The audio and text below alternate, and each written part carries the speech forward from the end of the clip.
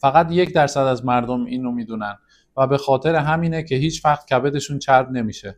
فقط در عرض 2 روز تمام خلط پشت حلق، خستگی و بیحالی، چربی شکم پهلو و چربی کف سرتو به خواب و کامل از بین ببر. برای به دست آوردن این روش نیازی نیست چیزی رو اینجا کامنت کنی، پیج هم نیازی نیست فالو کنی. فقط این قلب سفید رو اینجا قرمز کن تا یه قربت قلبی باشه برای من و تا آخر این ویدیو رو حتما نگاه کن.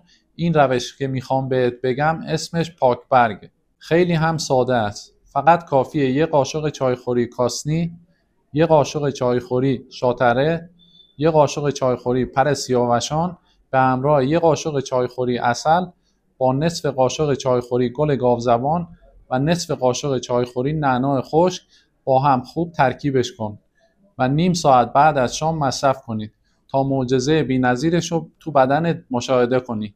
این روش بهت کمک میکنه کبدت گرید 1، 2 و 3 رو کاملا پاکسازی بکنی و بعد از مصرف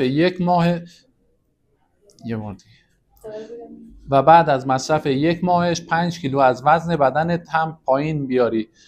برای این که بتونی از این راهکارهای خونگی من بیشتر استفاده کنی، پیج من رو حتما فالو کن تا ویدیوهای بعدی منو از دست ندی. مصرف دقیقش رو داخل کپشن واسط نوشتم.